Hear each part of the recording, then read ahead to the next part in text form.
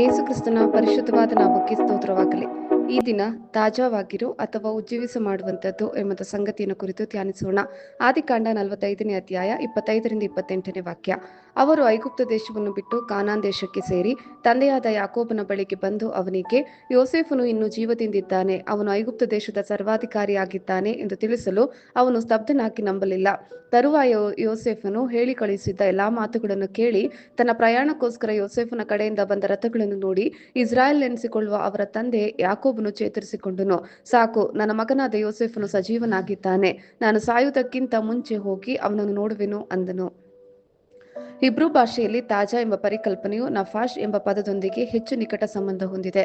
ಇದರರ್ಥ ಆತ್ಮ ಅಥವಾ ಜೀವ, ಮತ್ತು ತಾಜಾ ಅಥವಾ ಪುನರುಜ್ಜೀವನಗೊಳ್ಳುವುದನ್ನು ಸೂಚಿಸಲು ಸಾಂಕೇತಿಕವಾಗಿ ಬಳಸಬಹುದು. ಗ್ರೀಕ್ ಭಾಷೆಯಲ್ಲಿ ತಾಜಾ ಎಂಬ ಪದವು ಅನಾಪ್ಸಿಕಿಸ್, ಇದರರ್ಥ ಉಲ್ಲಾಸ ಅಥವಾ ನೆಮ್ಮದಿ. ಸಾಮಾನ್ಯವಾಗಿ ನಮಗೆ ತಾಜಾ ಮಾಡುವುದನ್ನು ನಾವು ಪರಿಗಣಿಸಿದಾಗ ನಮ್ಮ ಮನಸ್ಸುಗಳು ತಕ್ಷಣವೇ ನಮ್ಮನ್ನು ತೃಪ್ತಿಪಡಿಸುವ ಕಡೆಗೆ ಆಕರ್ಷಿತವಾಗುತ್ತವೆ. ಕ್ಷಣದ ಬಿಸಿಲಿನಲ್ಲಿ ನಮ್ಮ ಚೈತನ್ಯವನ್ನು ಹೆಚ್ಚಿಸಬಹುದಾದ ಯಾವುದೇ ವಿಷಯ, ಹತಾಶೆಯಿಂದ ನಮ್ಮನ್ನು ಬೇರೆಡೆಗೆ ಸೆಳೆಯಬಹುದಾದ ಯಾವುದೇ ವಿಷಯ, ನಾವು ಅದನ್ನು ಉಲ್ಲಾಸವಾಗಿ ಸ್ವೀಕರಿಸುವ ಸಾಧ್ಯತೆಗಳಿವೆ. ಆದರೂ ಸತ್ಯವೇದದ ದೃಷ್ಟಿಕೋನದಿಂದ ಉಲ್ಲಾಸಕ್ಕೆ ಮಧ್ಯಂತರ ಅಂಶವಿದ್ದರೂ ಉಲ್ಲಾಸದ ಆವೇಗವನ್ನು ಉಳಿಸಿಕೊಳ್ಳದೆ ತಾಜಾ ಅಲ್ಲ. ಉದಾಹರಣೆಗೆ, ನೀವು ಮರುಭೂಮಿಯಲ್ಲಿದ್ದರೆ ಮತ್ತು ಒಯಾಸಿಸ್ ಅನ್ನು ಕಂಡುಕೊಂಡರೆ ನಿಮ್ಮ ತುಟಿಗಳಿಗೆ ನೀರಿನ ಮುತ್ತು ನೀವು ನಡೆಸುವ ದೀರ್ಘಾವಧಿಯ ಭರ್ತಿಯಷ್ಟೇ ಉಲ್ಲಾಸವಾಗಿದೆ. ತ್ವರಿತವಾದ ಉಲ್ಲಾಸ ನಿರಾಕರಿಸಲಾಗದಿದ್ದರೂ ಹೃದಯ, ಆತ್ಮ, ಮನಸ್ಸು ಮತ್ತು ಶಕ್ತಿಯನ್ನು ಅದರ ಮೂಲ ವಿನ್ಯಾಸಕ್ಕೆ ಪುನಃಸ್ಥಾಪಿಸುವ ಮೂಲಕ ಅದನ್ನು ಹೆಚ್ಚು ಶಕ್ತಿಯುತಗೊಳಿಸಲಾಗುತ್ತದೆ. ಬಹುಶಃ ಇದಕ್ಕಾಗಿಯೇ ವಿಷಯ ಎಲ್ಲಾ ವಾಕ್ಯಗಳ ಮೂಲಕ ಎಣೆಯಲ್ಪಟ್ಟಿದೆ. ಸ್ವಲ್ಪ ಆಹಾರ ತರುತ್ತೇನೆ, ಊಟವಾದ ಮೇಲೆ ನೀವು ಮುಂದಕ್ಕೆ ಪ್ರಯಾಣ ಬೆಳೆಸಬಹುದು ಎನ್ನಲು ಅವರು, ನೀನು ಹೇಳಿದಂತೆಯೇ ಮಾಡಬಹುದು ಅಂದರು. ಆದಿಕಾಂಡ 18:15.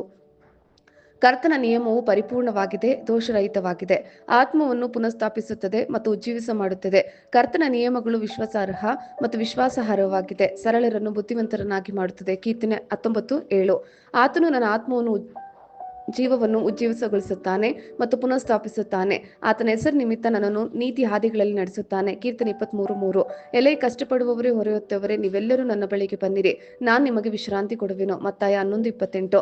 ನಿಮ್ಮ ದೇಹವು ಅನೇಕ ಅಂಗಗಳು, ಜೀವಕೋಶಗಳನ್ನು ಹೊಂದಿದೆ, ಆದರೆ ನೀವು ಎಷ್ಟೇ ಭಾಗಗಳನ್ನು ಹೆಸರಿಸಬಹುದಾದರೂ ನೀವು ಇನ್ನೂ ಒಂದೇ ದೇಹ. ಹಾಗೆಯೇ ಕ್ರಿಸ್ತನು ಯಹೂದ್ಯರಾಗಲಿ, ಗ್ರೀಕರಾಗಲಿ, ದಾಸರಾಗಲಿ, ಸ್ವತಂತ್ರರಾಗಲಿ ನಾವೆಲ್ಲರೂ ಒಂದೇ ದೇಹವಾಗುವುದಕ್ಕಾಗಿ ಒಂದೇ ಆತ್ಮನಲ್ಲಿ ದೀಕ್ಷಾಸ್ನಾನ ಮಾಡಿಸಿಕೊಂಡೆವು. ಒಂದೇ ಆತ್ಮ ನಮ್ಮೆಲ್ಲರಿಗೂ ಪಾನವಾಗಿ ಕೊಡಲ್ಪಟ್ಟಿತು. 1 ಕೊರಿಂಥ 12:12-13. ಮತ್ತಷ್ಟು ಪರಿಶೀಲಿಸಿದ ನಂತರ ಈ ವಾಕ್ಯಗಳು ನನಗೆ 4 ವಿಷಯಗಳನ್ನು ಹೇಳುತ್ತವೆ. ಉಲ್ಲಾಸವು ವಿಶ್ರಾಂತಿ ಪಡೆಯಲು ಕೇವಲ ಪಾದಪೀಠವಲ್ಲ, ಆದರೆ ಅದು ಸ್ವತಃ ವಿಶ್ರಾಂತಿಯಾಗಿರಬಹುದು. ಉಲ್ಲಾಸವು ಸಾಮಾನ್ಯವಾಗಿ ನೀತಿಯ ಕಡೆಗೆ ಮುಂದಿನ ಹೆಜ್ಜೆಯಾಗಿದೆ, ವಿಶೇಷವಾಗಿ ಭಯವನ್ನು ವಿರೋಧಿಸುವುದು, ಅನುಗ್ರಹವನ್ನು ಪಡೆಯುವುದು ಮತ್ತು ನಮ್ಮ ಆಂತರಿಕ ಅಸ್ತಿತ್ವವನ್ನು ಶಾಂತಗೊಳಿಸುವುದು. ಉಲ್ಲಾಸವು ನಮ್ಮನ್ನು ಸ್ವಾತಂತ್ರ್ಯ, ಆರೋಗ್ಯ ಮತ್ತು ಏಕತೆಯ ಸ್ಥಳಗಳ ಕಡೆಗೆ ಕರೆದೊಯ್ಯಲು ವಿನ್ಯಾಸಗೊಳಿಸಲಾಗಿದೆ. ಉಲ್ಲಾಸವು ದೇವರ ಸ್ವಭಾವದ ವಾಸಸ್ಥಾನದಲ್ಲಿ ಕೇಂದ್ರೀಕೃತವಾಗಿದೆ. ಆದ್ದರಿಂದ ನೀವು ಎಂದಾದರೂ ಸ್ಥಗಿತಗೊಂಡ ಅಂತರ್ಜಲ ಪುಟದಂತೆ ಭಾವಿಸಿದರೆ ದೇವರ ಉಲ್ಲಾಸವನ್ನು ಕ್ಷಣಿಕ ವಿಶ್ರಾಂತಿಯಾಗಿ ಸ್ವೀಕರಿಸಬೇಡಿ, ಆದರೆ ಅದನ್ನು ಘೋಷಣೆಯಾಗಿ ಸ್ವೀಕರಿಸಿ. ಅದು ನಿಮ್ಮನ್ನು ಆತನ ಪ್ರೀತಿಯಲ್ಲಿ ಆಳವಾಗಿ ಕರೆದೊಯ್ಯುತ್ತದೆ.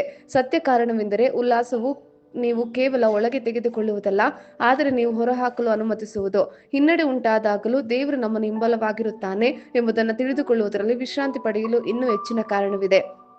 ಜನಾಂಗಗಳು ಸಂತೋಷ ಪಡಲಿ ಮತ್ತು ಸಂತೋಷವಾಗಿ ಹಾಡಲಿ. ಕೀರ್ತನೆಗಳು 67:1-7. ದೇವರೇ, ನಮ್ಮನ್ನು ಕಟಾಕ್ಷಿಸಿ ಆಶೀರ್ವದಿಸು, ಪ್ರಸನ್ನ ಮುಖದಿಂದ ನಮ್ಮನ್ನು ನೋಡು. ಇದರಿಂದ ಭೂಲೋಕದಲ್ಲಿ ನಿನ್ನ ಪರಿಪಾಲನಾ ಮಾರ್ಗವು, ಎಲ್ಲಾ ಜನಾಂಗಗಳಲ್ಲಿ ನಿನ್ನ ರಕ್ಷಣೆಯು ಪ್ರಸಿದ್ಧವಾಗುವವು.